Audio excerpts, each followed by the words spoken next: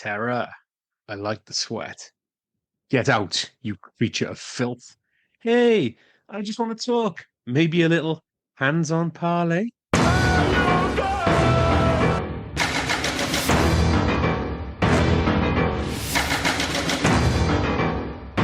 Welcome to the Guys Podcast. I'm Rob, that's Liam, and this week we watched 1986's Solarbabies. Now, was this the film that sold Jason Patric and Jamie Gertz as love interests for Lost Boys? I like to think so. Well, in a post-apocalyptic world, all the water in the world is controlled by the Eco-Protectorate. Well, that is, unless you travel 800 miles to the nearest free water source, according to the warden. It appears that all of the world's kids are stolen and kept in orphanages to be trained to be e-cops and serve the Protectorate. Nobody knows their family or where they came from, unless you're Darstar, the whitest Native American I've ever seen. Well, until you find the rest of the Native Americans, led by the alien from Critters. We follow the Solarbabies, a team of skateball orphans who follow their not deaf anymore mascot as he follows Darstar into the wilderness to rescue Bodai, an ancient alien trapped in a mine, and maybe the help the planet needs to bring back. Maybe the help the planet needs to bring back the water. Well, again, unless you go 800 miles for that free water source. Oh, and Alexi Sale is in this movie. I mean, how and Yeah. why? I'm just going to go back, right? I'm just going to go back and I'm going to say Solarbabies, skateball, alien, white Native American, desert. Mhm. What the fuck is this film? I loved this film as a kid. This is Well, you said the thing is, right, you've just basically given us a relatively detailed synopsis, which actually on paper, you're saying a lot of, bizarre keywords. Be like, oh, that almost sounds like it could be a movie. That only goes like, that's like half the movie. That's like half the rest of the movie is just not explained. Like we did Armageddon last week, and we're like, oh, this film doesn't make any sense. Now, that film doesn't make any sense in so much that it's a terrible idea that they've pushed to the nth degree. So fundamentally, it's built on a bad idea, but they try and make sense of it. It's just fundamentally the idea doesn't make sense. This is a movie, on the other hand, which just makes no fucking sense. Things just keep happening. Nothing is explained. Basically, this movie, and I just want to jump in quickly and say this is the weirdest rewatch experience I've ever had. Because have you watched it before? I still don't know. That's the weirdest thing. I was watching it, and there were like certain sequences where it's just like I remember this clear as day. But then there were whole stretches of like basically I could remember a handful of key scenes, but then I was like, but I don't remember anything in between. And then the more I watch the movie, I'm like, oh, that totally checks out because nothing in between those key scenes makes sense in any way. There's no genuine connecting tissue between any of the themes. So this idea that I've once watched this film, I've remembered a handful of cool scenes because there are a handful of cool scenes in this film. I've completely expelled the rest of it out of my brain because I'm just like, I can't deal with that. That doesn't make any sense. And I've just completely forgotten about it. But I was like up until like 70 minutes in, I was still wrestling with this idea of like, have I seen this movie before? And I would not bet any large amount of money on whether I have or haven't. I'm still not sure, which is insane. So I can tell you, I have watched this movie before. I watched this movie a lot. Me and my brother watched it to the point where we came up with our own version of skateball. Yes, the same brother I played Brick Wars with. So it goes without saying, I ended up in the hospital, broken leg. But still, so we didn't have a ball. We just had hockey sticks and skates. You know how that went. Well, but that's fine because nothing in like even the sport itself. So skateball. You mean skateball, which I wrote it down. What did it is basically roller derby, hockey, lacrosse. Yeah, I had it written down as a cross between lacrosse, hockey, roller derby, which it's like what was that film with Rollerball, Elliot Page and Drew Barrymore? No, Whip It. Whip It, yeah. So a bit of that, and yes, obviously the much more violent futuristic rollerball. So I was watching this for potentially the first time, possibly the second time, who knows? And it starts. Basically, you get rolled in, no pun intended, into what appears to be the end of a sports movie that you haven't been watching. So you come in and you're just like, oh, wait, so they're having this big showdown between the Solarbabies, we'll get to that name soon, and the Scorpions. You know they're the bad guys because they're dressed in all black and they got this hippie youth vibe. Sure, whatever. They start playing this sport. There's no explanation of the rules. Nobody seems to know, like, okay, they've got lacrosse sticks, they're putting the ball into the net, but nobody seems to have any idea of tactics. It's kind of like watching Aussie rules where you're just like, Ash just people kicking a ball around the field. I don't think anyone knows what the fuck is going on. And you get, is it not Gronk? What's his name? The guy who keeps wearing all the leather. Um, Jesus Christ, Shasta. what is it? Grok? No, Grok, the big bad guy. Oh, the big bad guy. Sorry, yeah. Yeah, so Wrong. I thought you were on about the other guy. Was it Tug? Tug, no, Grok. So Grok rolls in. He has his chat with his potentially Hitler Youth son and says, "Oh my God, you let the Solarbabies win again." I'm like, he is so invested in this game, and they mention the fact that they called the Solarbabies, and all of that goes away forever. It's never mentioned again. They never mention Solarbabies again. The like his interest in this sport is completely abandoned, and even the sport itself, which the film I thought was fundamentally going to be built around, is completely abandoned in favor of we're just going to skate about. Well, it all goes away, right? For a start, this is the most cocaine movie of cocaine movies for the 80s. They they just sniffed a line and said, "We'll add this." Sniffed a line and add this. You got everything, like you said, Hitler Youth. You've got weird sci-fi, futuristic space trucks. You've got pink lasers. Mm-hmm. You've, like they introduce, what did you say? Skateball. Fine, we're going to forget about it now because we've introduced it. Fine, we'll move on. You introduce Grok's super melty walking stick. Yeah, Okay, that's goes fine. away. That goes away. Mm-hmm. They're holding skateball sticks at the beginning, but when they escape, they've got bent pieces of pipe that they're going to use instead of their skateball stick. Okay, that's fine, but they don't fucking do anything with them. Oh They no! introduce. They break one camera, which is Oh, so sorry. important. Yeah. When they commit to, let's be clear, the easiest escape in movie history, when they decide, oh my God, we can finally be free, they just roll the fuck out the front door. That's it. That is literally it. And then that kind of leads into the lamest montage in movie history because there's a montage of them escaping, but it's basically they don't do anything. They just keep skating down the same fucking path in the middle of the Spanish wilderness. And it just keeps cutting back to them as if to say, oh, time and distance have passed. It's just like, well, you're not selling me on this at all. None And of them just so see. they do something, a tiny little camera comes out of the floor, 2 foot away from them, waist height. You could just rip it off. You could do anything, but it's like, no, I'm going to use my weird hockey stick thing to hit a rock into it. You could even just hit it with the stick. They're trying to add any sense of threat, which simply does not exist. They said as well, nobody can escape. They'll be caught, right? Yeah. At least 8 people escaped. Like, Everyone just walking out the door.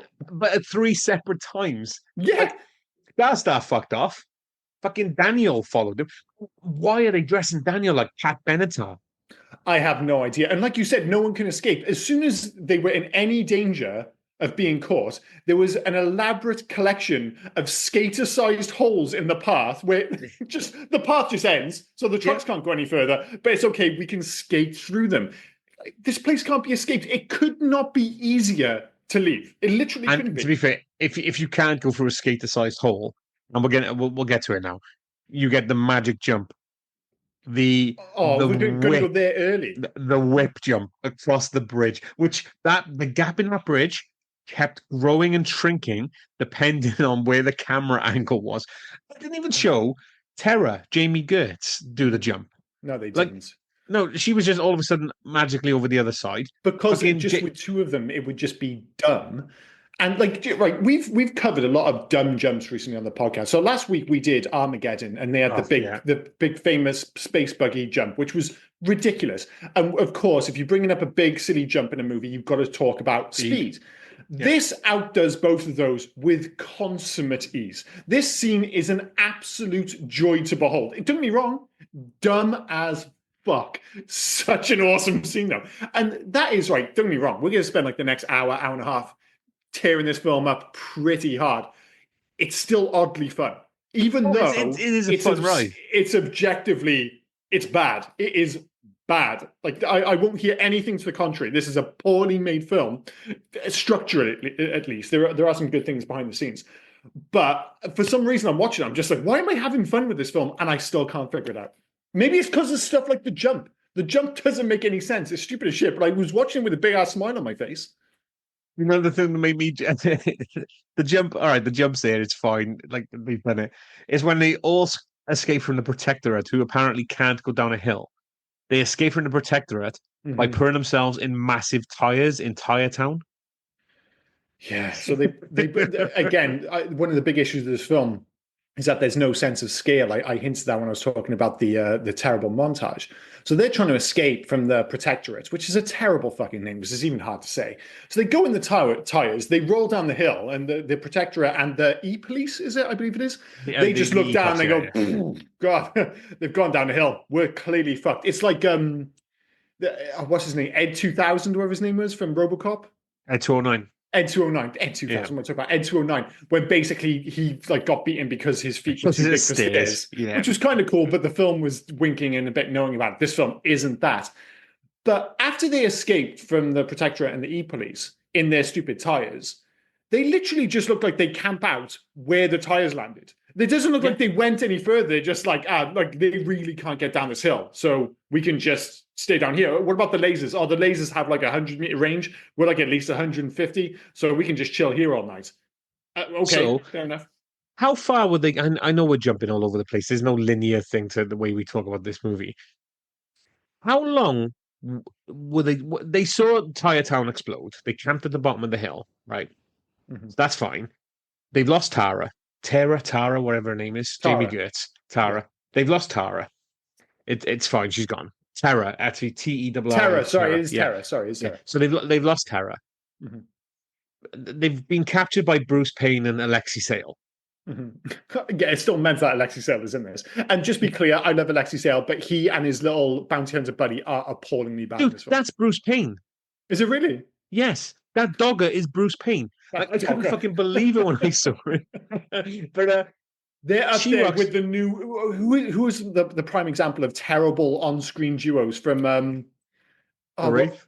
the Wraith? Yeah, yeah. Yeah, got a boy and skank. Gutter Boy and Skank. They're not quite Gutter Boy and Skank, maybe because they're not on screen enough, but these two Yeah. are super annoying, completely devoid of threat. I don't even know how they managed to tie them up. There's like 5 young adults with And all hockey they've got sticks. They is a just roll up, they haven't even got guns. no. They just had like the end of a fucking axe handle or something. But anyway, they're dragging them down. Terra rolls up then in all white. She's got water. It's fine. So she's had to have been rescued by the Eco Warriors, told her story, told that she is the daughter of the princess of the Eco Warrior leader. Yeah. Then she goes out to find them. She's already got water, and they've set up an ambush. That seems like more than just it was a night. But That right in a film which really makes sense, and we are jumping around, but it's hard not to jump around in a film itself that jumps around quite a bit.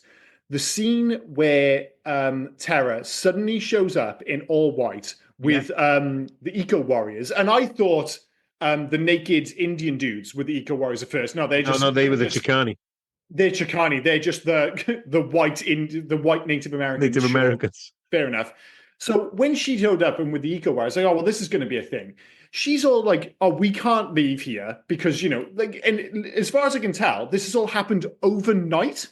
Yeah, And she's all cleaned up. She knows who her father is. She's totally cool with this. A green, was it Green Tree? Yeah. So she's like, oh yeah, this is my green dad, Green sleeve. Tree. Green Was it what? green tree? Green tree. Sorry, I went green sleeve. I prefer green sleeve. The green Yeah, sleeve is an awesome name, but I think it is green tree. She all of a sudden she knows what the sphere is. She knows where the aqua bunker is. She's like, oh, we can't leave here. We definitely can't leave here. And then 2 seconds later, she's like, yeah, but we should probably leave. It's so rushed and mental, that sequence, that even trying to apply any kind of time scale to it, like realistically, the way she's talking, the way she's all tidied up, her relationship with the other people, with Green Tree and the rest of the Eco Warriors, it suggests she's been gone for like 3 months. yeah. Because there's not like any mistrust to these people or anything like that. They've just like literally, I'm home, I'm happy. My father's brought me in. We're Yeah, this great. is my dad. These are Yeah, our friends. yeah. Oh, this is the We've had whole about plan. We know about the blue orb thing. It's like, what the fuck? And even then, just like it's like nonsense begets nonsense because she's like, oh, we have to stay there. And it's like, these kids have grown up. They've hardly seen any water. They've been living in these camps. They are literally in the lap of luxury with these fucking eco warriors. They're just like, oh, dude, there's water for miles. Everyone dresses in white. We're all chilling. We don't fight anymore. So we're just fucking chilling out. And they're like, nah, guys, we got to find Bodhi. And you're just like, why? Why the fuck do you all have this? I get it if it was Daniel. Daniel seems to have some connection with Bodhi. Everyone else, you're just like, wait, you're going to give up this little slice of Eden to go and find Bodhi. Why? Why the fuck Kind, would you do that? I'm kind of all right with that because you get the narrative between Jason and Daniel, where Jason says, "Look, I didn't tell anyone, but Bodhi showed me Yeah, what yeah, needs yeah. to be done." So, and everyone's going to follow Jason. Jason's the charismatic I'll give leader. you If that. Yeah, if yeah. Jason's going, they're all going to go. What I don't get, it's in the name, it's in the title, Eco Mhm. Warriors. They're Yeah. warriors, apparently. They used to be warriors. Now they're just Okay, eco chillers. That's all they do. They just chill. that's it. Bring the fuckers with you. They've got crossbows. They might help. Yeah, Bring them you with you. might be like that. You think that would be a scene in the film, Yeah, exactly to your point, where you're just like, listen, I know you guys don't fight anymore, but we've got this blue orb thing, which you guys seem to know about, but whatever. And it's like we think we can take down the Protectorate, but we need your help. And you have like a big battle at the end. It's just like, nah, we're going to do this pole vaulting scene. What? We're going to do the scene where he like skates up and pole vaults. It's like, wait, can you actually skate and pole vault? Definitely not. And it's going to be no. pretty clear on screen, but we're going to do it anyway. What As do I you mean? say, Oh, you'll definitely be able to see his feet. He's not wearing skates. But when he lands, he'll be wearing skates again. So it'll be cool. also send the guy who is clearly being hinted at that he's going to screw you over. Oh, yeah, yeah, yeah. Like if there was the traditional story of you had the team, but there was always the one guy that fucks him over. I'm sorry, he was going to kill my mother or something like that. It'd be Metron. Okay, he didn't screw him over. It's fine. But I'd still, if I was in this group, if I was Tug or if I was Rabbit or whoever, Mhm. and they're like, okay, who's going to do the pole vault? And Metron goes, I'll go. No, The no, guy who Metron. Sorry, mate. literally sounds like he's named after a Decepticon. It's like, Yeah, nah, dude, I'm not going to trust Metron. But right, we're going to get back to this film and how fucking weird it is because we've not even like it gets even weirder at the end. But one of the major issues with this film, like even before I watched it or rewatched it, whatever the case was, is the fact that this film, without question, has the worst title in movie history. Like I was trying to find movies with worse titles. So the ones I've come up with are Lucky Number 7, terrible fucking title. yeah, Ballistics, X versus Sever. Quantum of Solace is a famously bad name for a James Bond film. yeah. Legend of the Guardians, The Owls of Gahul, which is just so fucking self-important. It just makes my toes curl. I'm not sure if you remember I think it was like 2001, Existenz, which had capital X and Z Yeah. with Jude Law. Yeah. And A Good Day to Die Hard, but that might just be because I fucking hate A Good Day to Die Hard. I think out of all those, Solarbabies is leagues ahead. And I know it was renamed in certain countries, and this is stepping on a later, obviously, section we'll cover, Solar Warriors and Solar Fighters and stuff. When we get to that section, spoiler alert, anything you say, anything will be better than Solar Yeah, Babies. Solarbabies. And it's so needless because, as we mentioned, at the start of the film, they just once referenced the fact that as like a team, a skating team, were the What? Solarbabies, and that whole narrative, whatever the fuck it was, is abandoned immediately. They just don't. So funny. They don't even explain it. Like you say, why they're using Solar Baby. You think if they were a skateball team, they do something mean. Like, well, they don't need anything. I understand that. The warden makes it sound good. Oh, they don't need anything mean. They got such good skills. Okay, that's fine. But why Solar Babies? Why son and kid? Like, I don't understand The why you've solar thing, named I this can. shit. Do you like even if it was like solar teens, like it would be lame, but I would get it. But it's like if you were like, well, most of them are like, what you're gonna guess like 18, 19, yeah, and like, oh guys, what are we gonna call our team? Remember, we're fighting the Scorpions, where whatever we might say about their Nazi background, it's a pretty dope ass name. Like, oh, we're gonna be Solar Babies. Like, dude, we're gonna get crushed. Unless it was like some kind of ironic thing where just like, dude, how awesome would it be if we beat them and we're called something named like, I don't know, fucking Solar Babies. Let's roll with it. Let's roll with it. And it's true of the names of the characters as well. Like there's Darstar, which Yeah. Darstar sounds, I don't know, I won't go into what I think of that. Metron, Rabbit, Grok, Chandri, Malice, and then we have Jason Patrick playing Jason. Jason. I feel like somebody ran out of cocaine. That was them on the downer. That was on the other side of the fucking house. Just like, dude, mate, I've been doing coke all night. I'm fucked. I've got no uppers. Just call him Jason. But his name's Jason. Dude, just call him fucking Jason. It's like, let's get on with it. You mentioned the cocaine, right? Had to come from cocaine. What's the worst part of this film? If you had to pick off the top of your head, Mhm. pick the worst thing that came out of this film. The thing is, there are like a lot of things. I did get genuinely infuriated with the aforementioned Terra in, with Green Okay. Tree and the Eco Warriors, just because they made no attempt for the timeline to make sense. And I know that's usually a very Rob thing, but this was so incredibly egregious. Oh no, this is going to be a Rob thing. Don't worry about that. Oh, It's I'd expect nothing less.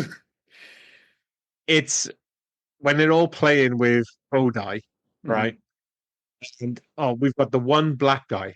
So let's have him do some weird beatboxing, the Oh, pop dance, talking about basketball dribbling, even though like I don't think basketball's a sport anymore, with the weird glowing ball. And it's such like the poor guy can't dance. It's not like he's in Breaking Two Electric Boogaloo or whatever it which is. I actually saw on a few lists of worst movie names. I'm just like, no, no, no. No, That's no, one no. of the best names in movie history, as far as I'm concerned. But But yeah, he was it's the so ultimate token black egregious. guy. It was so egregious to just do it, to just like I'm It was so bad. surprised they called him Rabbit. The way they were going with him, I don't know why they didn't call him Dwayne. You know, it just oh, fucking hell, it was so bad. I felt for him. Yeah, that sequence, because even before that, have you ever seen the film Not Another Teen Movie? I It's a have. surprisingly good send up of those movies, which with a surprisingly great When cast. they're in the party. Well, there's like a whole Yeah. bunch of scenes where they've got the token black guy and they're playing up to it, and he just keeps standing in the back, goes, "Oh man, that's whack," you know. And honestly, that was the only thing missing from Rabbit's performance. Or no, I don't want to say his performance because he was hung out to dry in this film completely. Yeah. From the writing of his character, like you said, well, saying that. Would him saying, "Oh, that's whack," be any worse than his fucking dance sequence, which is just like, "Oh man, It we was get it. awful. And We don't need to be told. We can see he's black. It's fine. You don't need to they do." asked they asked him to beatbox as well, I think, but he couldn't beatbox. He just went, Oh, it was oh, so dude, fucking it's cringy, and bad. it's not his fault at all. It was just yeah, a bunch of coked up white screenwriters. It is what it is. But that is the thing. Like for all the criticisms of this film, if you kind of break it down into its individual components, there's a good film in here, and I think Mm, that's what makes it watchable. Is like yeah. you know you can watch like terrible films and like oh the acting's terrible, the cast's terrible, everything's terrible. It's just rubbish. This film doesn't make any sense. It doesn't make any, and like you're never more than 5 minutes away from like literally. My wife and I spent half this movie just talking like, what the fuck's going on? Why are they doing that? And we didn't have any answers. And it appears, even though you've watched it a bunch of times, you don't have any answers. And I think it's largely because there aren't any answers. Mm, But like right from that opening shot, when you see Daniel skating, and of course it's evoking a better movie in ET, but when he's skating in front of the moon, I was just like, God damn, that's like a cool shot. And like I know the scene with when they're playing skateball with Bodai is made invariably a little bit dodgy by the sequence with Rabbit. But that whole sequence is like really charming. It's got that ambling charm, the yeah. aesthetic. It has that certain, for lack of a better term, an 80s glow to it. That you know, there's lighting in this film, and as we mentioned on numerous previous podcasts, lighting just looked cooler in the 80s. The cast is super fun. Like, you know, they don't like, I don't know why they actually looked at Jason and Tara and thought, yeah, they've got all the chemistry in the world. Let's put them in another film. I don't know what they got based off this film to put them Yeah. in another one. But individually, they're all kind of fun. The cinematography is pretty good. The score is mental, but in a good way. But it just doesn't make any sense. Why why are the Solar Babies allowed the clubhouse that apparently nobody else goes into? I don't know. I have And no how idea. did Darstar know the Bodai was in there? Why was Darstar even in this film? By the time we got to the end, we both looked at each other and we were like, Darstar has played a pretty prevalent role in this movie, and Yeah. we couldn't figure out why. We're just like, No. all right. And honestly, that was one of those moments where I wasn't sure if I'd seen this film before because I saw him with the long hair and the owl and looking mysterious. I was just like, is that just like an 80s trope? Just, you know, dudes looking mysterious with owls? And I was just like, wait a minute. What other 80s movie has had this? But I felt like I'd seen it before. And obviously, I've just seen it in this. But yeah, He's Darstar ostensibly serves zero purpose. In the same way, his tribe, zero no purpose. zero. Well, they're taken as kids, apparently, right? Yeah, yeah. So he's raised to not know. The warden said they're raised to not know who they are. Mhm, mhm. Okay. Why does he think he's Chicane or Chicano, right? Because he's got And that banner, how? bro. Yeah, I guess the banner is awesome, but how does he have the Native American necklace, the owl glove? Who I literally said that out loud. I was like, who made this fucking owlet for this kid? Like, but then we are talking about an organization. Like, so the whole idea of this place is the E Protector, E Police, like they own all the water, yeah. Yeah. They're all about indoctrination, but like skating is seen as a form of rebellion in this film, but it's also one that is actively encouraged by their captors. So I don't, again, it's the whole idea that at the start of the film, Gronk, I keep calling him Gronk, it's not Gronk at all. It's Grok, isn't it? Rock, yeah. Grok. He's like bang into all the skating. And I'm just like, I thought it was going to be more like one of those like prison movies where it's like, oh, we've got our prison team, but we have to control them and stuff like that. That all goes away. So I'm just like, even when they were like, there was like an indoctrination section or like, I don't know, a building, and they were all just skating around in there. And I'm just like, why are they skating? Like, for a film which has so much skating, and in fairness, it has the cool skating, it has quad skating rather than inline Yeah. skating, which is inherently much cooler. I just don't know why they're skating at all. No, Oh no, no, I thought no. you could have an answer for me. I was hoping you'd have an answer for I me. told you last week there is no reason for it other than the fact that at this period of time in the 80s, when it was Mm-hmm. post-apocalyptic, for some reason, it's like apparently you lose access to any vehicle, but you've still Mm-hmm. got skates or rollerblades, prayer of the rollerblades, the rollerblade 7, like I've said. Or like It is they literally, did it's the that. cocaine thing again, isn't it? It's just like Yeah. someone's in the room and they're just like, "Hey, wait, have you seen that movie Mad Max?" He's like, "Yeah." It's like, well, imagine that, yeah, but on roller skates. Oh, dude, I am fucking in. The problem is as well is that so much of the terrain in this movie is just so like it just doesn't work with roller It skates. doesn't help a road. Yeah, it's all sand and fucking sand dunes Yeah, and yeah. like Have you yeah. ever tried to skate in sand or even just dust? It sucks ass. It's so ill-advised conceptually, this film.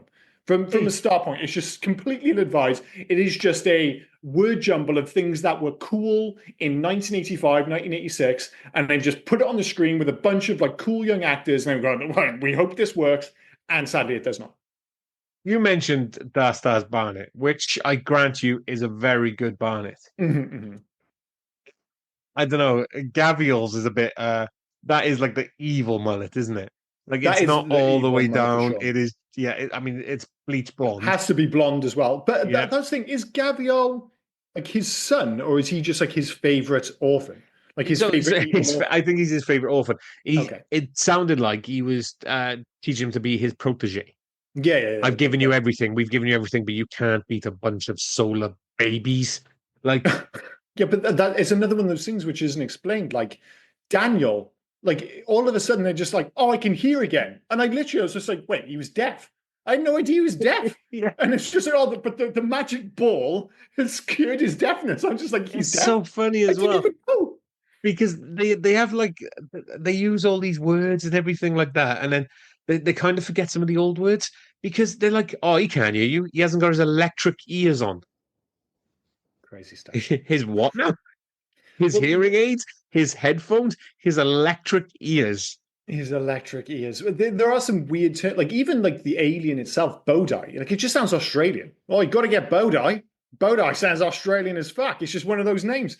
But right, Bodai, its powers, whatever it is, are never really elaborated on. But There's a by the stupid end of the film, I'm just like, why did Bodai need these kids? If anything, they just seem to be getting in the way. As far as I can tell, Bodai has all the tools required to go in and just fuck shit up and just make this work without anyone's help. well, apparently Bodai couldn't fly at the beginning of the film, but also it was basically I don't know if he was indebted to Daniel or whatever, or that's why they got linked because Daniel Mm-hmm. inadvertently rescued him from the mine because it's all about the warden said, didn't he, in that narration about the Chicano have a legend about the Bodai coming from. So I'm That guessing needed. he, I very rarely say this, but this movie totally needed more VO. It yeah. needed a longer voiceover at the start of this film. So I'm guessing Bodai came down to Earth at some point when the disaster was starting or whatever, and ended Mm-hmm. up getting trapped in the mine. I really don't know. I That's wanted to fine. bring something else up. It's that's the theme of this film. I don't Mm-hmm. know. Yeah, yeah. We were talking off pod, we were talking about quotes and things like that, and I totally forgot about the worst. And again, fucking throwing rabbit under the bus. The worst quote ever Mm-hmm. when they're in their classroom and tutor Nova, who was played by Baby's mother from Dirty Dancing, and she was also Oh, like yeah, the yeah. grandmother in Gilmore Girls. She says they called themselves eco warriors. Eco being taken from what? Rabbit.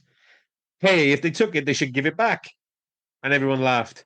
Like, Yeah, is that funny? I was just like, is that even a joke? I don't even know. It's not even, it doesn't even register as a bad joke. You're just like, No, is it even a joke? Again, just proof that he was totally thrown under the bus. But this film is, if they don't have like the space for a bad bit of dialogue, they'll fill it with just characters doing something dumb. So these kids have never basically seen rain before.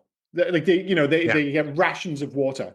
This magic blue ball makes it rain indoors, like properly hammered down with rain, yeah. and they are so they're just like, oh, what do you do in response to this? We'll just do like a gay little dance.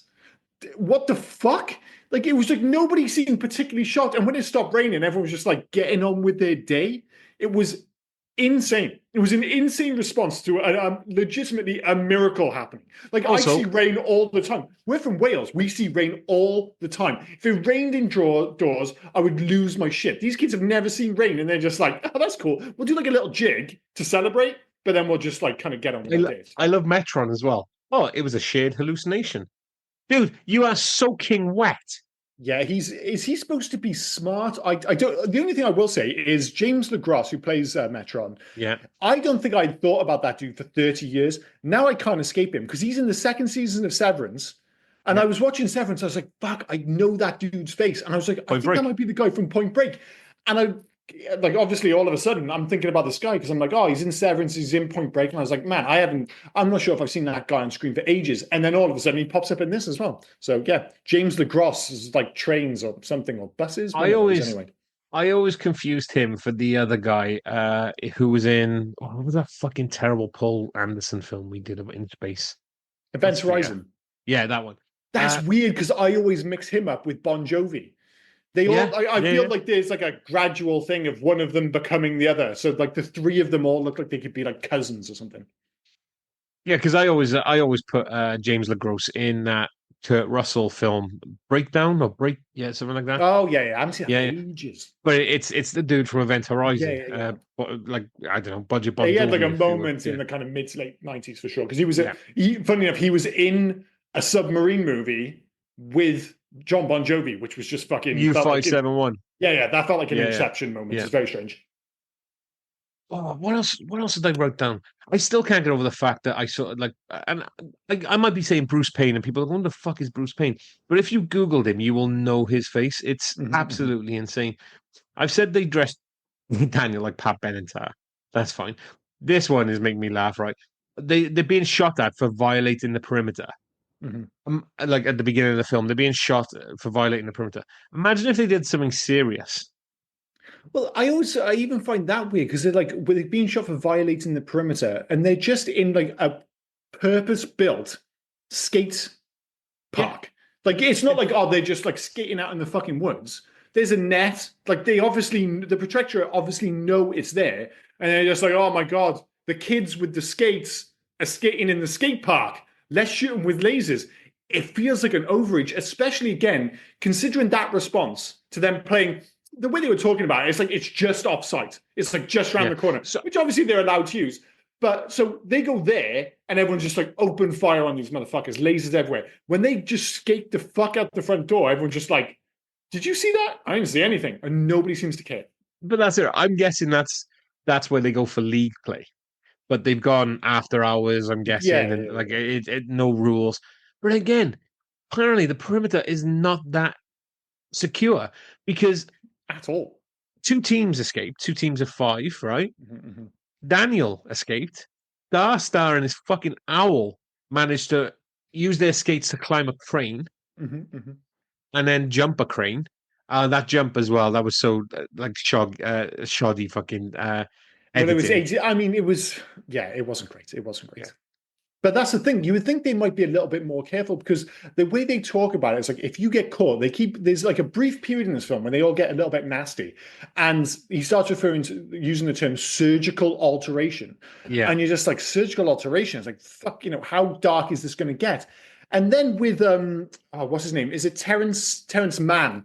The white Native American leader, who plays Ivor, but you'll know him as the one of the aliens from Critters, most Yeah. famously. Ugh. Yeah, when he gets captured and they put him in this like torture device, which is totally dope as far as like, I'm not into torture, but it's super imaginative. This whole idea that they're laying, again, in this world where there appears to be like no cities or anything, they have this advanced technology where they can turn your greatest fears into reality. I'm just like, it's cool, but it kind of feels like it's from a different movie. And then he puts uh Gaviel, is that his name? The Uh, young bad kid. yeah, Yeah. Gabriel, yeah. They put his hand His in and it flesh goes, eating thing, yeah. yeah, it goes like full Indiana Jones. And I was like, that is really cool, but it feels like it's from a completely different movie. And again, the whole concept seems to be abandoned in favor of whatever. You're gonna have to try and explain this to me. What the fuck was Chandri trying to do? So Chandri, you know him most famously as Ursa from Superman 2. Yeah. And she actually ironically dies pretty poorly in this film in a way quite reminiscent of the famous death sequence from Superman 3. You know, when the woman falls into the computer and the kind of like cables go over her face and she gets turned Yeah. into like a kind of super robot. It reminded me a little bit of that. She comes in for this whole plot element quite late in the film, and it obviously involves Bodai. I have literally no idea what she's trying to achieve. None. Maybe I missed it. No, so again, this is where I think, well, where I know we should have had some more fucking narration or I don't know, a plot, basically. Mhm, It seems that everybody knows about Bodai mhm. because Grok learned that they've got the sphere, but it Yeah. seems he's already known what the sphere is Yeah. and it could bring back the water. So they're Mhm. trying to destroy it, but they can't destroy the outside of it. So she's using this fucking robot that she is so sexually aroused by that I'm Oh, assuming has a you vibrate mean Terminac, Terminac. the sex robot whose special power is he enjoys his work? That Yes, seems to be but it. he's Fair he's enough. been programmed to enjoy his work. Yeah, she's Uh, clearly. Let's just get to the brunt of it. She's clearly fucking the robot. oh yeah, So, it has a vibrator function. When one when hundred it when percent. it brought all the drill bits out to go into it, you know you missed the like 12-inch drill though. Oh, But Chandra and Terminac is a proper freak show. Make no yeah, mistake. but I'm assuming that they're trying to destroy it. That's all I'm thinking. But Mhm. when you get to Terminac, then like fucking Grok went down stupid as well. There was no like fight between him and Jason or anything like that. No, he just gets Terminac killed grabs by. Terminac grabs his arm. Yeah, Yeah, Gaviel or whatever his name is yeah. again shoots Terminac, but inadvertently like kills Grok as well.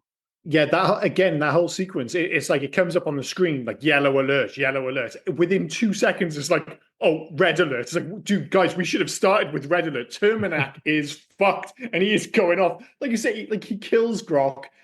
Um, what's her name? I just said her name a moment ago. Chandri, she just kind of Uh-huh. dies, and you denied this big showdown at the end.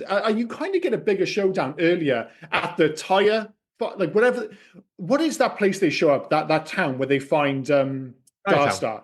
Is that what it literally is? Just Yeah, Tire Town. So Chinatown. they show up there. And that whole sequence is bizarre because they show up, they're all dressed like turn of the century Chinese peasants for some reason. I'm like, where the Yeah, fuck did they get these outfits? All of a sudden, Terra, here, I don't know who did her fringe for that sequence, but they lost their fucking mind. I'm not sure if you noticed. It's like most of her hair is the same, but her fringe has been combed up like no, half a foot, I don't and remember it's that. just fluffy. It's just absolutely insane. They're trying to imply this level of import to their relationship with Darstar, which just isn't there. But at least there's like a bit of a violent showdown. And that's obviously just before Terra gets abducted by the Green Tree and his eco Yeah, warriors, who just play zero part in the rest of the film. But and I'm super aware, just to be clear, if you're listening to this and you haven't watched the movie for a while, you're just like, guys, you're just jumping around. It like this that's what this film does. It just go back. jumps from place to place with zero rhyme or reason until eventually the water's released because of an alien, I guess, who then leaves now enough power behind for them to frolic in the post credits. It's very strange. Go back to Tire Town, right? Mhm. Darstar saw them bury his owl. Okay, Yes. he left his owl glove that somebody kindly made for him. Mhm. He's only 10 minutes ahead of them, I would say, Yeah. but he's managed to get to Tire Town, get a Get a job, job. Mhm. and then nearly get fired from that job. What is the job? What's the nature of Tire Town's business? That factory. What is it doing? Are they melting tires to do something? Are they Just tire stuff. Just tire stuff. Just Where are the tires coming dude, from just as look at my well? CV, mate. I've got like 6 months experience in tire stuff. You are hired, sir. Yeah, it's like you said last week, which you pointed out, and now I can't unsee when I think of the film in Armageddon, when all of a sudden like the team like splits off for like a day, and then Yeah. randomly Ben Affleck's character has a job, he has his own company, and it's just like, wait, you organized this all in like the last 12 hours. That just imagine that sequence not making any sense, but then apply it to a whole film.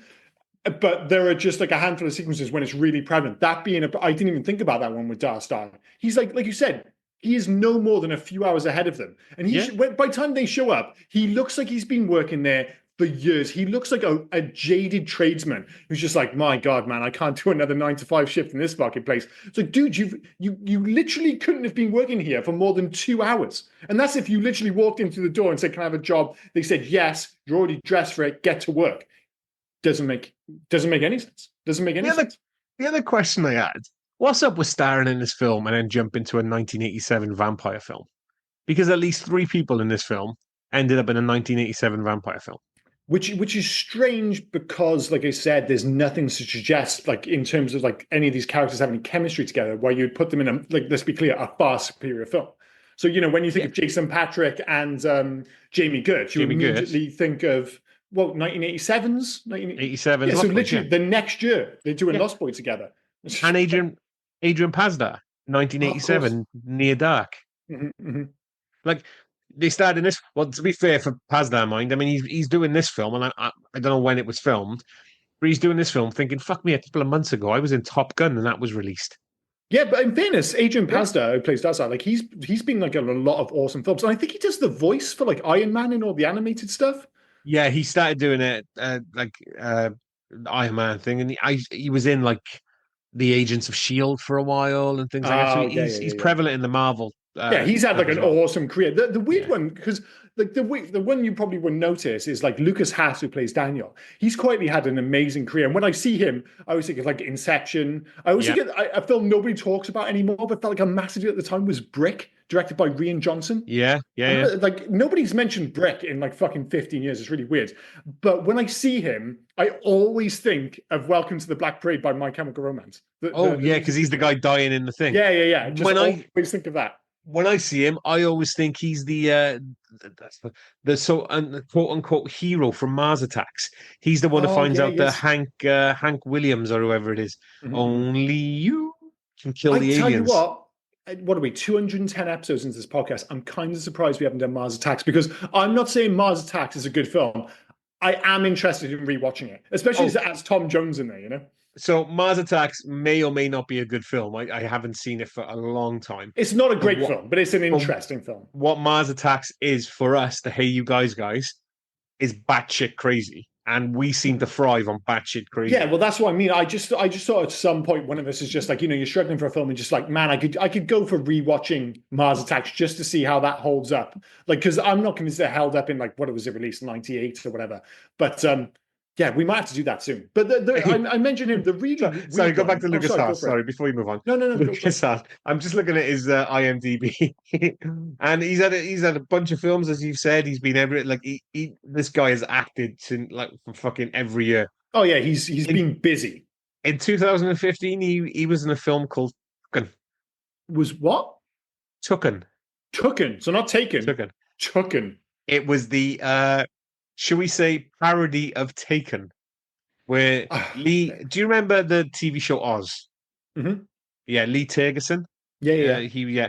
He stars as the Liam Neeson guy who has to avenge the takenness of his or tookenness of his dog. I believe I've never seen it, by the way. This is a film I've No. not seen. But this was like the era. There was like a spell there where they just made parodies of everything. So there were some actually successful parodies. We Yeah, mentioned one earlier, Not Another Teen Movie, and obviously that was coming off the back of the success of stuff like Scream. And they slowly became worse and worse. But there were ones which still came to the cinema, even if they were terrible, like ones that parodied like 300 and all that shit. I Meet can't the remember what they're called. Spartans. Meet the Spartans. Those still Yeah, had like cinematic releases, but then with diminishing returns, they just got more and more ludicrous, just kind of like sending up literally anything. And obviously, the cinematic deals dried up, and it was just straight to DVDs and shelves on Tesco.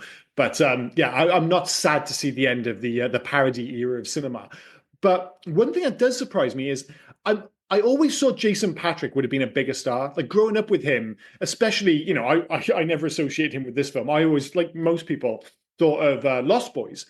And it's like you watch him in Lost Boys, and he's got this like cool Jim Morrison vibe. He's Yeah. super handsome. You see it a few times in this film. He's got that kind of weird half smile that he does, which is just like cool as shit. He's like going for like a James Dean thing almost.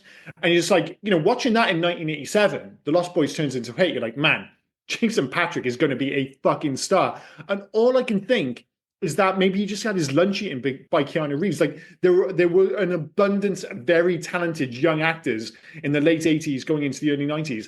And maybe he just lost too many of the big roles to those guys. And you know what it's like, one or two poor choices. And then next thing you know, you've been pushed a few rungs down the ladder and it's hard to, climb your way back up. But yeah, Jason Patric, you just think there is another universe where he becomes one of the biggest stars in the world. And for one reason or another, it just never quite happened. He's been in some cool movies. Oh, so Jason Patric. He's got like some total movie star charisma. Even in this film, totally has he. Like we made some jokes about like, oh, why would you watch this film and then put him in Lost Boys?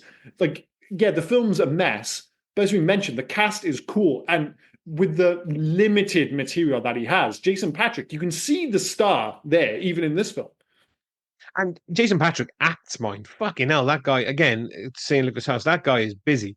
Doesn't matter what he's done. It doesn't matter if he's done like TV or film and if it's straight to DVD or whatever. He's in fucking everything. I just think the end of him as like a potential A-list star was Speed 2 because he had basically his lunch eaten by Keanu Reeves.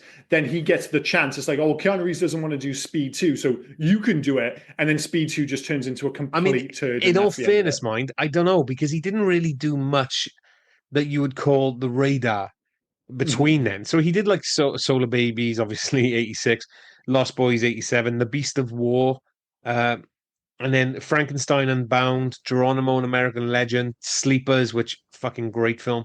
That's a good film. And then Speed 2. And then it went into things like Incognito, Your Friends and Neighbors, Narc, 3 Days of Rain. Narc's good. Yeah, the Narc is good, but it's like he didn't really do much acting. He took a step off for like 4 years, I'm guessing, to get over Speed 2. I just think maybe after that, you just don't get the calls in the same way. I think if Speed 2 is a really big hit, like the first film, I think the calls keep coming. But he also lost that kind of boyish charm quite early. Like, he looked like a mid, like, you see him in this and he's got that like kind of young, handsome thing going on.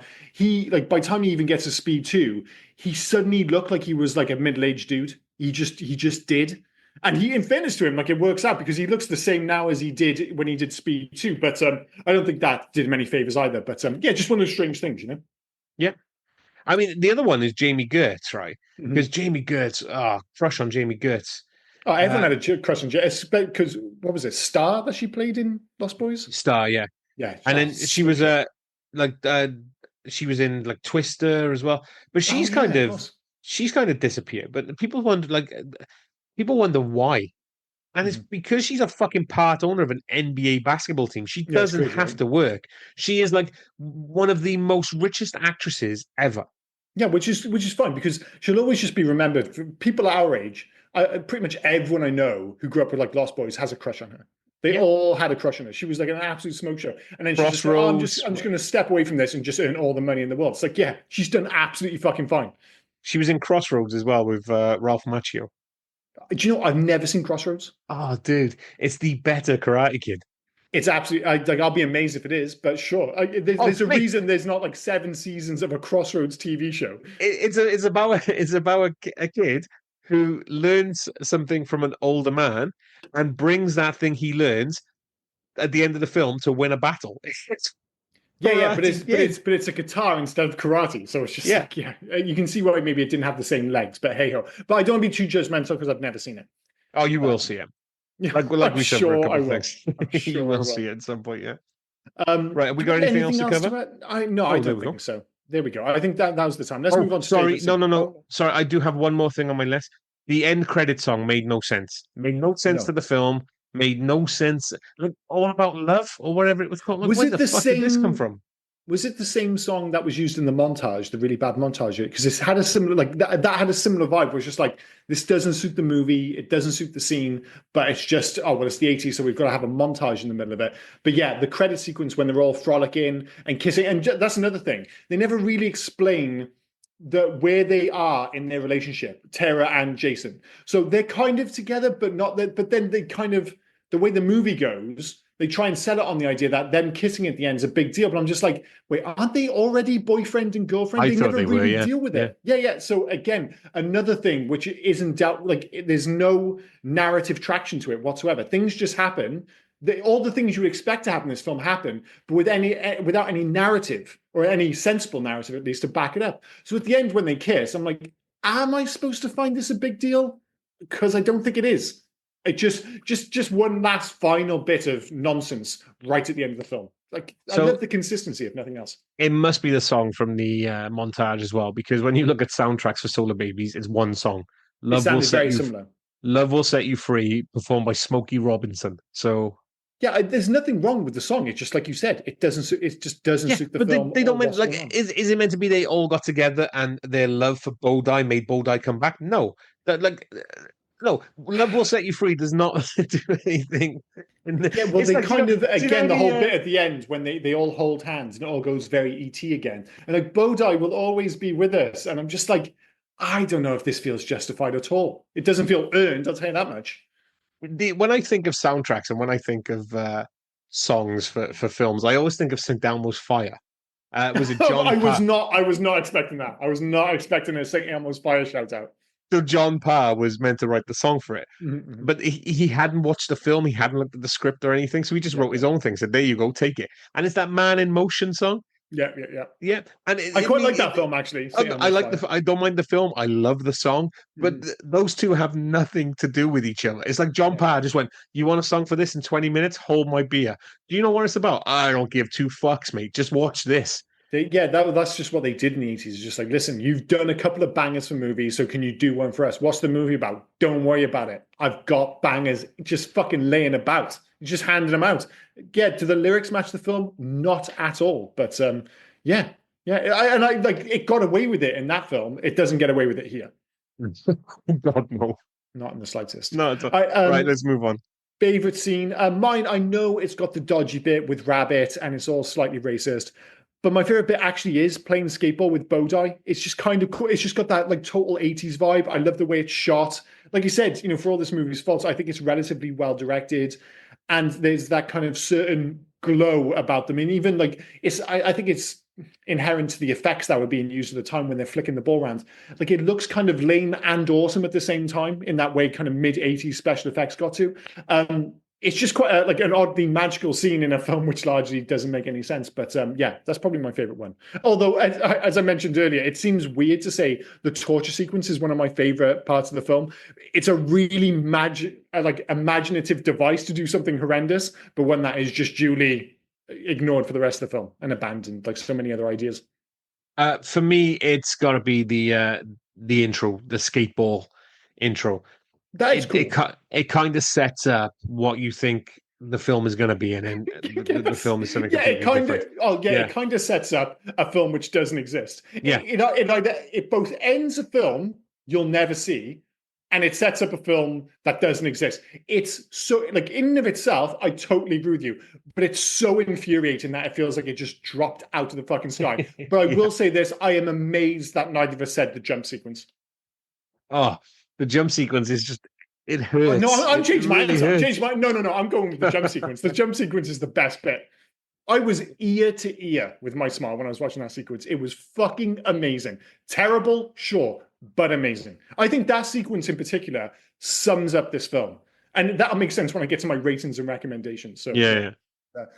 in terms of loves and hates, my three loves. The premise, while completely underserved, is solid fundamentally. The cast who we mentioned, kind of great. And number three, the 80s aesthetic combined with the ludicrous fantasy score from Maurice Jarre. It has like the reason it sounded familiar is because he also did Mad Max Beyond Thunderdome, which obviously has a similar vibe and very similar soundtrack. But this is a guy who composed on Lawrence of Arabia, Dr. Zhivago. And for those who don't know, Dr. Zhivago, when Justice for Inflation, is like the seventh biggest movie of all time. He did Ghost, he did Witness, and he did Solarbabies. So bizarre. But those are my loves. Before I do my loves, we haven't mentioned the director, right? Alan Johnson. Mm-hmm, Now, mm-hmm. I want to bring him up because this is his second film. He's only directed two films and a short, Yeah. right? Uh, Friends with Mel Brooks. He had to be friends with Mel Brooks. So he directed the film called To Be or Not to Be, Mel Brooks' film. Mm-hmm. He did the music video. He directed the music video for To Be or Not to Be, and then directed Solar Warriors. Now, his many, many credits are Mel Brooks films. Basically, if you look at it, he's either credited as Mel Brooks' friend or choreographer. So Yeah. they took a guy that can dance and said, "Yeah, direct a film about some Well, it space age wasn't. hockey You players." And say they, the person who actually took him was Mel Brooks. So Mel Brooks, because the first produced thing I this. noticed, he was the executive producer. I was like, what's going on? He actually funded a huge amount of this film and then went out and, obviously had to get a distributor. And like he actually cut his own trailer, Mel Brooks now, to make it look more like Star Wars. So he could get Yeah, some funding to get some of the money back. And he said initially he lost $9 million of his own money on you this film know, because production kept getting pushed back because this film was shot in Spain, but they kept having like really bad weather. So it kept raining in a film where there's not supposed to be any rain, of course, which is a big problem.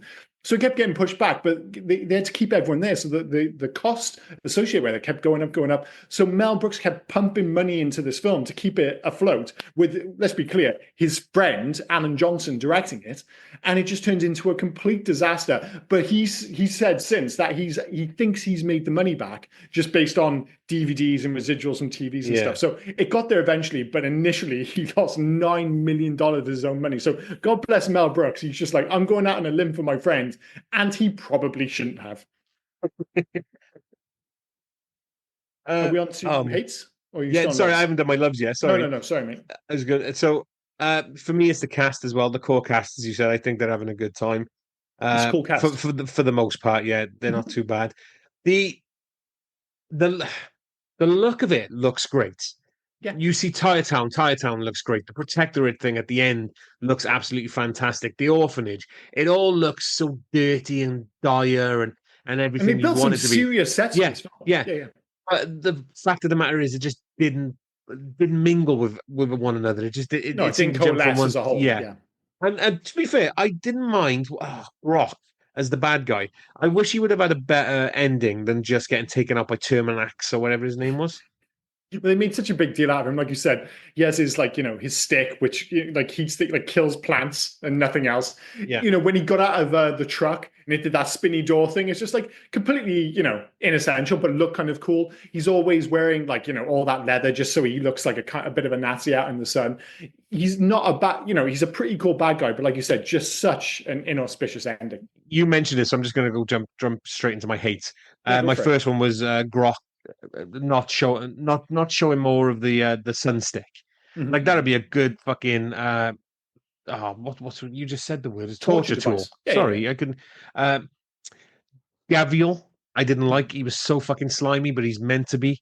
I Yeah, just yeah. didn't like, He and could that be in loves or hates, I think. that dude looked like 45 fucking push. Hmm.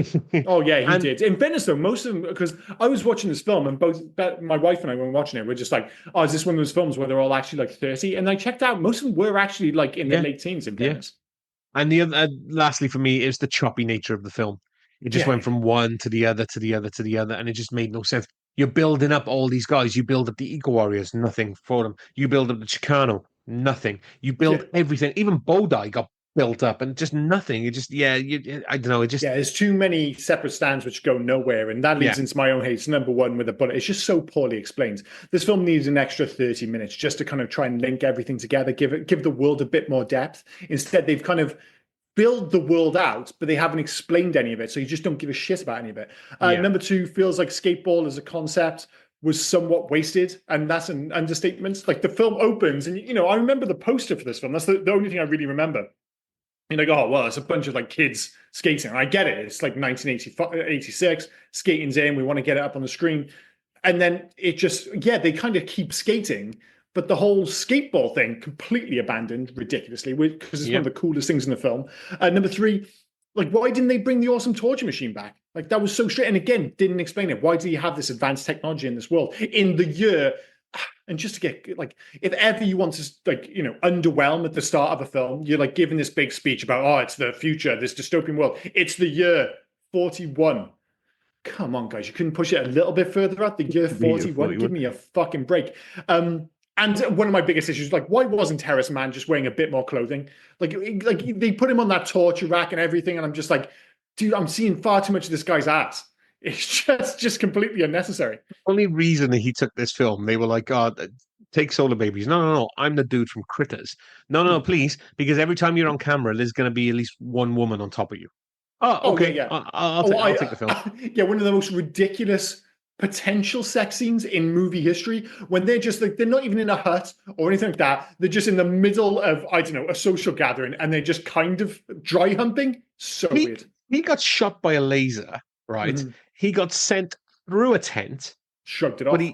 he was fine because he was tortured. The other thing, his throne apparently was one of those weighing scales you find at a leisure centre where you put Mm-hmm. 20p and it tells you how heavy you are. I totally forgot about the whole Edinburgh dungeon sequence. What the Yeah. fuck was that about? Yeah.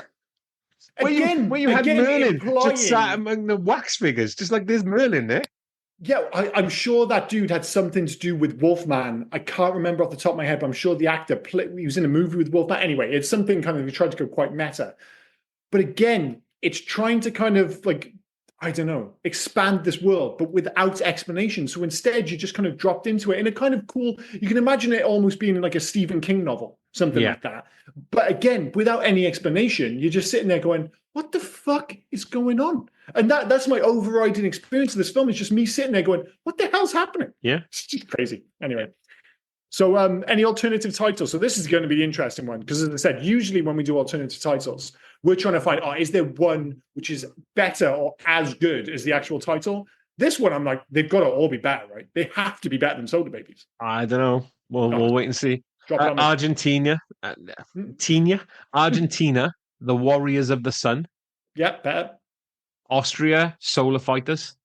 Yeah. Brazil, Solarbabies dash Sun Warriors. No.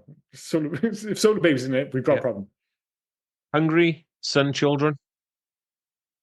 Even that's better. Japan, Seven Men of the Sun. That again, it's terrible. Better than Solarbabies. Peru, Warriors on the Attack.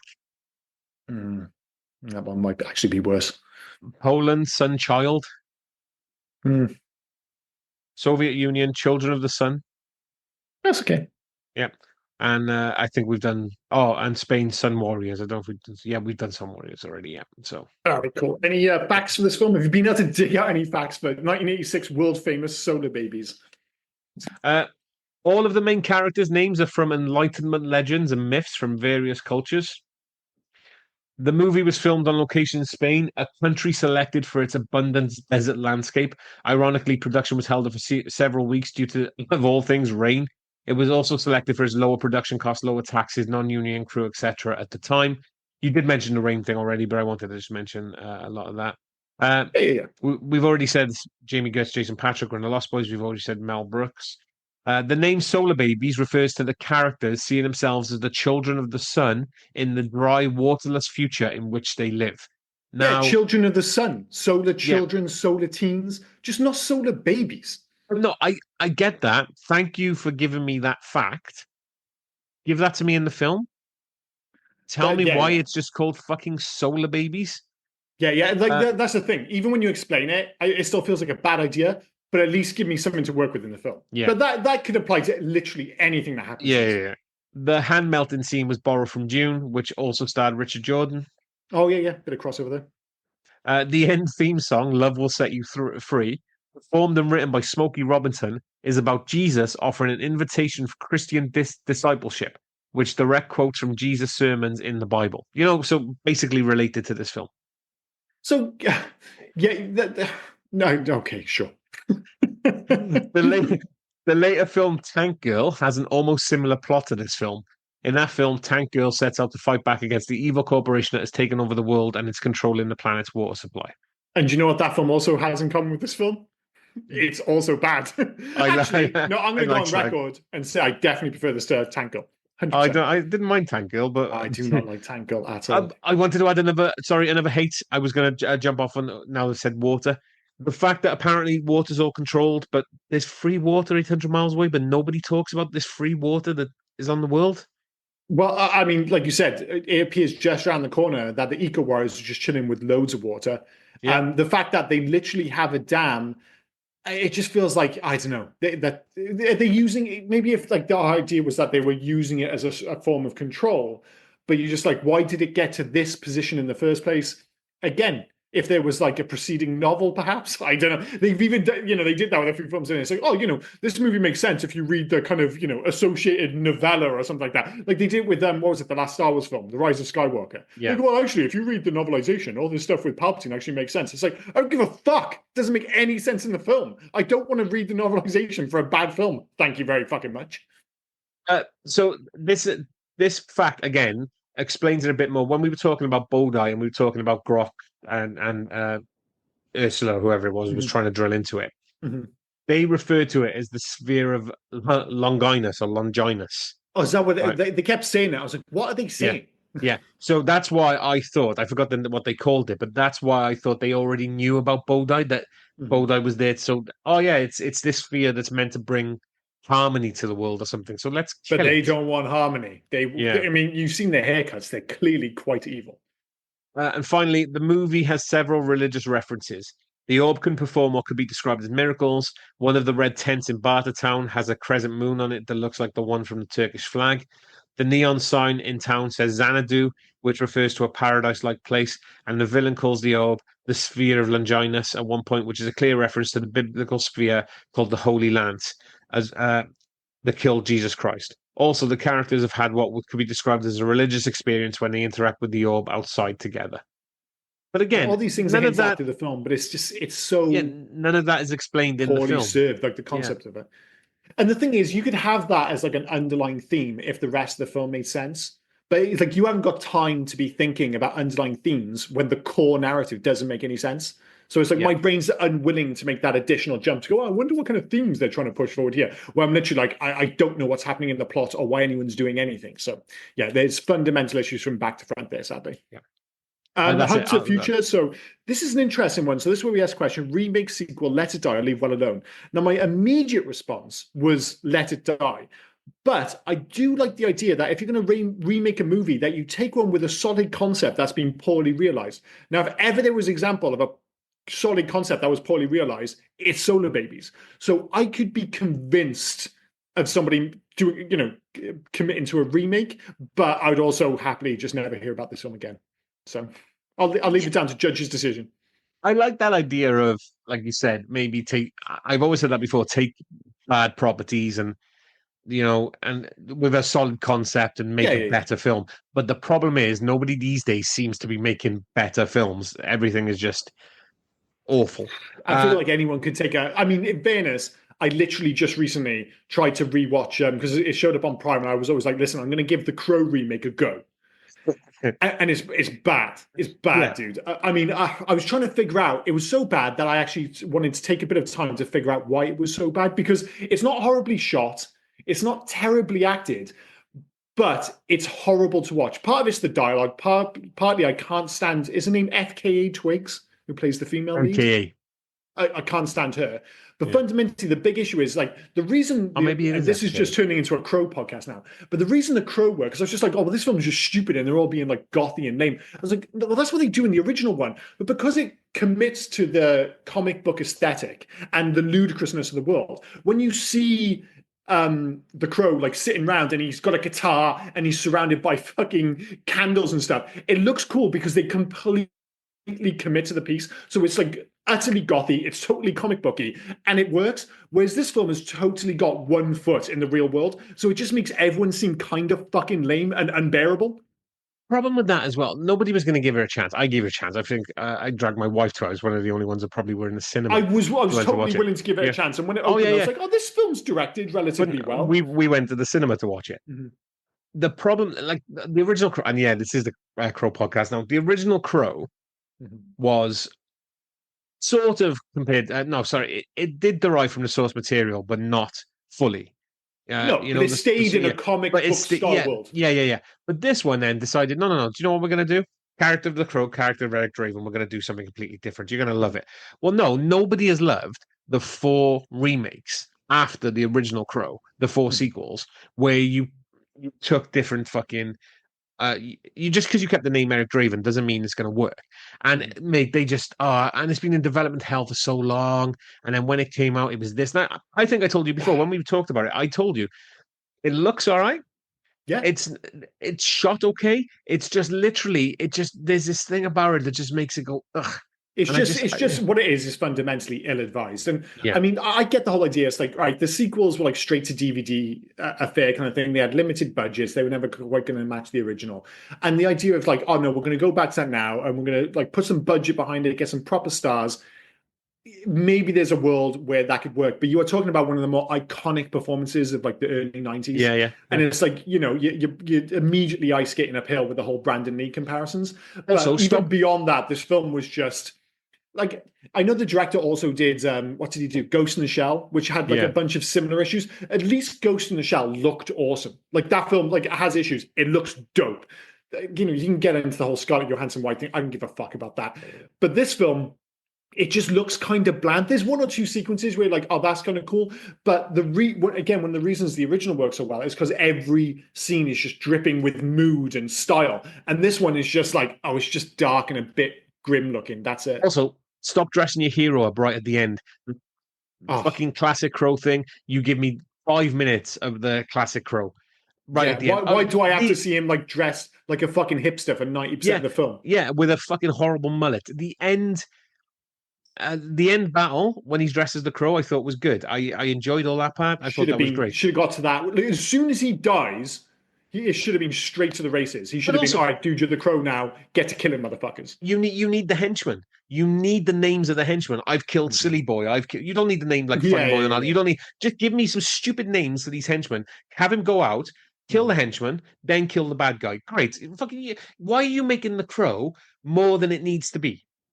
It's crazy. But anyway, Yeah. if you have any Yeah, interest, we it's Solar have covered Babies. Not the Crow 2024, the original 1991, the Crow, whatever it is. Yeah, that's on our list of movies covered on the Hey Guys podcast. So if you do want to give it a listen, there you go. And you've obviously had a bit of a rundown there because how long did we talk about the Crow then? A 20-minute Fucking hell. aside in a Did you Solar even know what Babies your original podcast? point was when you brought it up? It was 94. No fucking. Oh, it was about like, whether we should remake these films. We're going to say it was you Oh, actually brought sorry, up the sorry. fact So I haven't about. even said mine yet. Let Yeah, it sorry, die. I totally forgot that I got a bit ranty about that. My bad. Let it die. Yeah, Like I that. say, I mean, I'm alright with the remake, but nobody's making good remakes. Nobody's doing anything good You anymore. don't. Fucking The Crow, case in point. Uh, Yeah, yeah. let it die. But I do feel. Sorry, I'm gonna go on my own right now. I feel for Bill Skarsgård. I think he's a great actor. I think he was let down. Like Boy Kills World, I think is great, but it didn't find the right audience. The Crow, not good. Uh, he was all right He's in, not the but problem with it. Like, no, no, no. a dodgy haircut, No, a style. he's Like, he's fine definitely with not it. the problem. But he's doing like random choices, isn't he? Like he's done Nosferatu, you said was great. I haven't watched it yet. Yeah, But should be he's good. just done a film with Anthony Hopkins where for the entire film he's locked up in a car. Anthony Hopkins is a voice on a radio. He's a Hmm. car thief that gets locked in the car. Hmm. And that's the film. Well, it's weird because you would never know he was in Nosferatu either. Because literally, I didn't know until the credits rolled. I was like, wait, that was Skarsgård? I had no Yeah. fucking idea. So yeah, he's having a bit of a weird career at the moment. But he'll always have it to fall back on, I suppose. But yeah, The Crow Oh yeah, because was. he's Pennywise in the TV show, Yeah, and he yeah. Welcome to Derry. Yeah. Yeah, so that'll be interesting. But Yeah. anyway, in terms of making a change, and we are talking about Solar Babies now, not about 2024's The Crow remake. For me, it's easy. It's just more like just try and make the movie make sense, whether it be a bit more dialogue, dare I say, a touch more VO at the start, just something to link the world together. And if that means like removing, say, the Chitari, whatever the fuck they're called, something, and just be like, all right, we're going to make this a bit more of a consistent world to live in rather than just imply that there's a sense of scale which doesn't exist in the narrative. I would cut with that for sure. For me, I kind of the same thing. Just I don't know, tighten the story up a bit. And I know that's more than just make a change, No, but you no. just Well, need yeah, have a look at the script. yeah. Or well, pick a path. Pick a path and stick with it. Yeah, Because yeah, it didn't feel like they picked a path, if I'm honest with you. yeah. Video games, I have totally forgot to do this section. So there wasn't a Solar Babies video game, unsurprisingly. But was there? Do you have something down for this? Well, like, because I can think of a game, but I can't remember the name of it. Dude, I couldn't think of anything. Um, because again, picking a path, what do you go with? What do you go with that like you can't do a sports type game? It's an Well, that's adventure what game. I would go with. Sorry, and this was the game I was thinking of. Roller Dome is a relatively recent game, really fucking good. Totally went under the radar. I think it went on to like PlayStation Plus and stuff. And it's basically skateball, but with guns. So it's like you can do Okay. tricks, but basically skating around. I would basically just lean completely into the sport itself and just turn that into a video game. I don't think you can kind of have like the implied sense of, oh, there's a lot of shit going on in the background. But fundamentally, I'm like, all right, the game is the game, so to speak. It's Yeah. skateball. It commits to the sport in a way that obviously the movie never did. So I think that's the best way to do it. And the closest thing I've seen to it is Roller Dome. Like, I would love to say like Jet Set Radio Future is one of my favorite games of all time because it's super stylish. But the whole thing with that game is super colorful and you're skating around, whether it be 1999 era Tokyo or in Jet Set Radio Future, a futuristic version of that. It's all about color and style, things that this movie are distinctly lacking. So I'm going to say Roller Ball, and I'm not going to say Jet Set Radio just because I desperately want to see another Jet Set Radio game, even though there is supposed to be one in development. We shall see. We shall What see. was what was the game that felt like rollerball from the old Sega games? Do you remember the one where it looked like American football, but they had armor on, and was Oh, it Speedball. Speedball? Yeah, I used to Speedball. yeah, that's a great shout. Speedball is Yeah, probably the closest thing to this, actually, by the Bitmap brothers. yeah, I absolutely adored that game when I was younger because it was like, oh my god, it's like skating around, but it's violent and stuff. But they used to run. They didn't yeah, skate, they ran around, but they threw a ball. But yeah, that's probably the best answer for this. Actually, is something along the lines of Speedball 2, just on skates instead. yeah. Yeah, so we'll Um, go with that. We've Sounds good we've to me. we've chanced upon the correct answer apparently. Best and worst of IMDb. So this is where we take a handful of one star. Oh, sorry, just one example of a 1 star and 10 star review for this film. I think this is going to be tricky because I think most people are going to have this around 3 or 4. Are they going to be any 10 star reviews? There will be. There are psychos out there. As for how many reviews, are we in the thousands or is it the hundreds? God no, don't even go hundreds. 78. 74. Oh, 74 is pretty close. So Um, Out of those, I'm going to guess 9 10 star reviews. 9 10 star reviews, he says, and I say 10 10 star Oh, reviews. that's close. I'm getting Yeah, close sometimes. yeah. Jesus Christ. So this was written in May 2006. The title, Good, Good, Good Movie. I mean, if you've got to say more than once, you're trying to convince Good, somebody. good, good movie. Yeah, Yeah. they're trying to convince themselves, not anyone else. First line. This is a good one. I No remember this. shit. I remember this movie from when I was a kid. Running across this movie brings back good memories. My dad recorded it on VHS, and I would watch it over and over. Then, being a single child, I would put on my skates, go outside, and pretend I was a solar baby. My backyard was the perfect terrain. I even used one of those balls you buy from the grocery store as bow tie. I love this movie. It may have a few holes in the plot, a few, but it's a fictional movie. If you use your imagination and not let reason get in the way of enjoying a good movie, then this movie is for Hey, you. don't let reason get in the way of your enjoyment of the movie. Just Yeah. fucking get on with it. Jesus Christ. Now all I have to do is purchase a copy on DVD so I can watch it again. See, again, that's a review coming with rose tinted glasses. If Yeah, I'd watched this when I was like 6 7, I might have really enjoyed it because you're not so worried about narrative or things making sense. You're just like, oh, that's cool. What they're doing is cool. But yeah. there's no way you can come to this as an adult and be like, this is a 10 out of 10 movie. Just no fucking way. How many 1 stars? 16. Oh, 14. You're two Oh off again. God, man, not Yeah, bad, not bad. yeah. Yeah. Written in October 2000, title I Suffer. Fantastic. That sounds very dramatic. This movie is vile. Take the worst aspects of Oh. Space Hunter adventures in the Forbidden Zone, throw in a little roller hockey. The result is a rectal detonation we know as solar babies. I mean, I don't agree, but I quite like the term rectal detonation. The greatest crime this movie ever inflicted on the movie-going audience was Lucas Haas. He befriends Oh, an eerie glowing ball called Bodai. I think he's If the quite good. repeat if the repeated Bodai Bodai Bodai doesn't make you run screaming, Lucas has hydrocephalic head will. What? Hydrocephalic hydrocephalic head will. The pain can be remedied by watching Lucas Huss get run over by a car in The Toxic Avenger. I Jesus. suffered through this as a child, and so should you. It may be awful, but you must watch it. Suffer through it. Put your hand in the box. What's in the box? Solar babies. Like, this guy's got a problem. He does have a problem, and I can understand a 1-star review. I suspect, looking at those views, that more of them are in the kind of 4 to 6 range. I wouldn't be surprised if the vast majority was sitting in there. And I guess that kind of leads us to our own ratings and recommendations. And this one is a really weird one because this film is 2-star as fuck, without question. But there's like a voice in my head saying, you might recommend it. There is some, I genuinely enjoyed this film. This is the most fun I've had watching what is objectively a 2-star movie in a long time. This has problems from start to finish. Do I regret watching it, or the fact that you kind of suggested this last week? Absolutely not. I genuinely will look back on that experience fondly. However, it's a 2-star movie. I'm not going to let kind of like, oh, this is kind of like 80s charming, which it is. It's still a bad film, but it is one you can take joy from. You know, there are 2-star films where you watch it and go like, listen, the acting was bad, the direction was bad. It's just a bad film. It's a 2-star. I've forgotten about it. This is a 2-star film I'll still think about like 4 or 5 years from now. And maybe, again, it's weird because I'm still not sure if I've seen this film before, and maybe I just watched it at the wrong time, or it was on in the background and I've just noticed certain scenes. I don't know. But watching it now, for both good and bad, this film is definitively memorable, if nothing else. But it's still 2 stars. So I'm gonna jokes aside, I'm also going to say I'm not going to recommend this film, just to be clear. I'm going to say if you think you've watched this film, you probably have, because there's no way you've seen it in the background of anything, right? I don't think this film ever came onto any of our channels as a kid.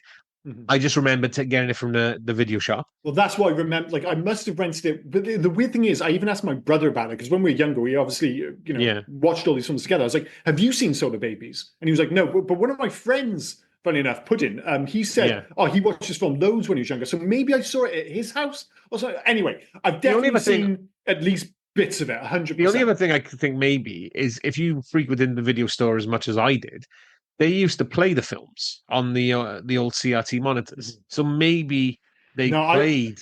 It's just too many. There's, like I said, 4 or 5 seats, excuse me, which I remember really clearly. But it's just bizarre that nothing in between rings a bell. It's like I said, a really weird experience. Like every so often, it does happen once in a blue moon where you're like, oh, I forgot I'd seen this film, and then you watch it and it all comes flashing back. Instead, it's just randomly every 10 minutes I'd be like, oh yeah, I remember this scene, but I remember nothing else in between. But as I said, maybe it's the nature of the movie itself, the fact that it's so all over the place, that it's so bitty. But anyway, like I said, 2 stars, no recommend for me.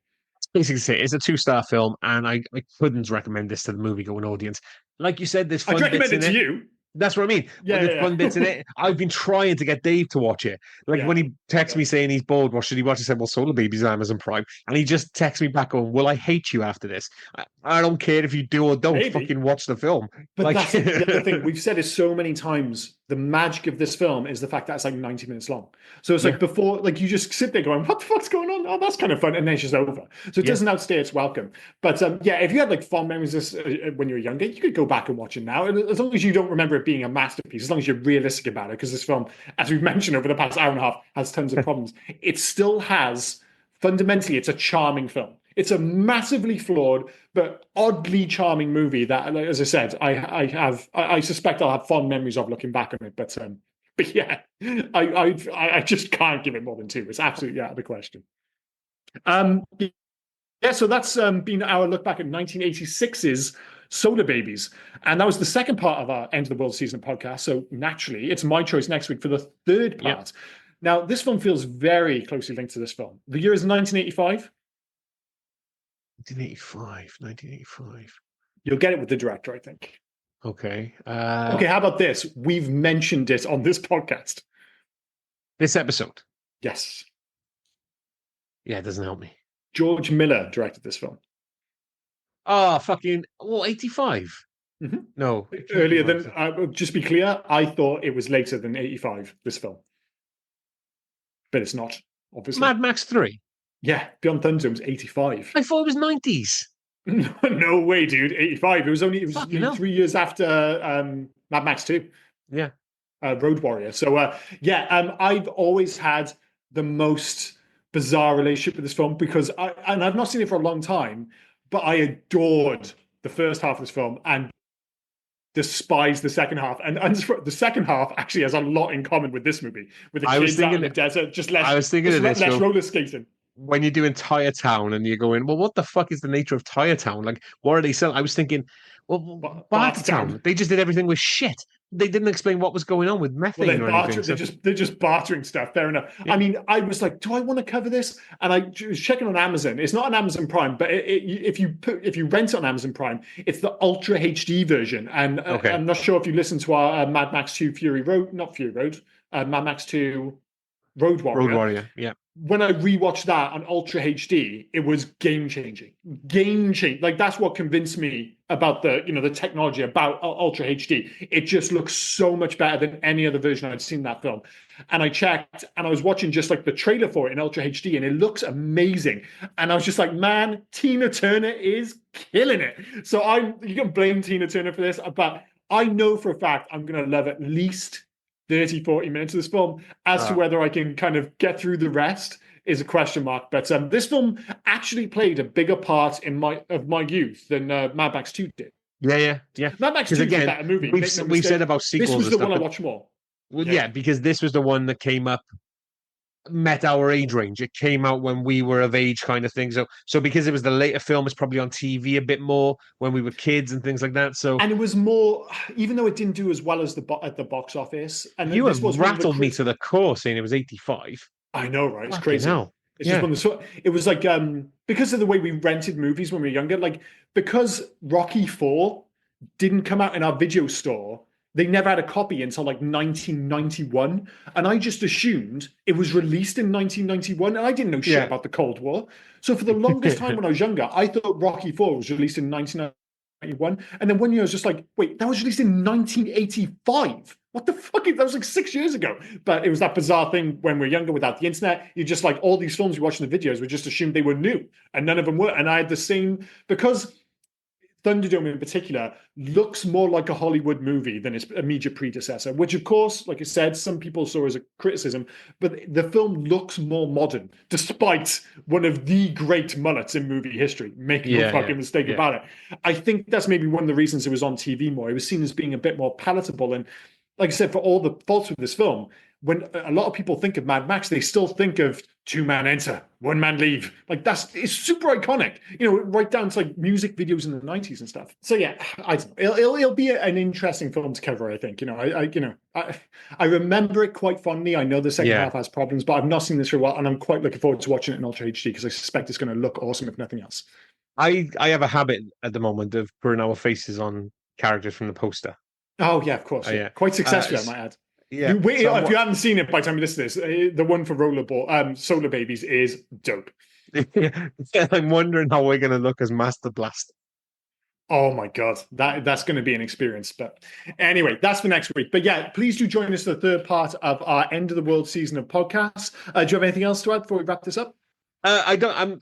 I've got any messages to go through. I'm going to save them. But what I will do is I will thank the person who decided to download every episode of our podcast in one day, because they have really bumped up our.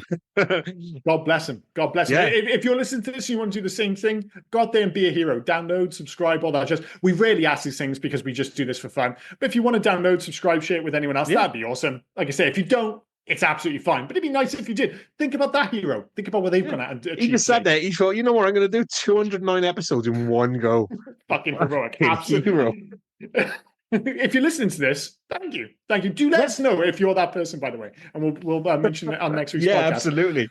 But yeah, for now, I've been Liam, he's been Rob, and you have been listening to the Hey You Guys podcast. And you, maybe, if you listen to this, is the person who downloaded all 209 episodes of the Hey You Guys podcast. Sir or lady, we salute you. Yeah, I mean, download it once a week. That's absolutely fine. But to do it in one day, what a legend! If anything, I insist on listeners download all 209 episodes in one day. 210 by the time they've listened to this. Oh my goodness! Anyway, thank you so much, guys, as always. And do join us next week for Mad Max 3. Do you call it? No, it's just Mad Max Beyond Thunderdome. It's not Mad Max 3, is it? No, Mad Max Beyond Thunderdome. It's got weird, you don't think about that weird naming conventions again. But anyway. No. Bye. Right. Well, anyway, yeah, thanks, guys. See you next week. You know. Oh, and before I forget, where can folk reach us if they were so inclined to?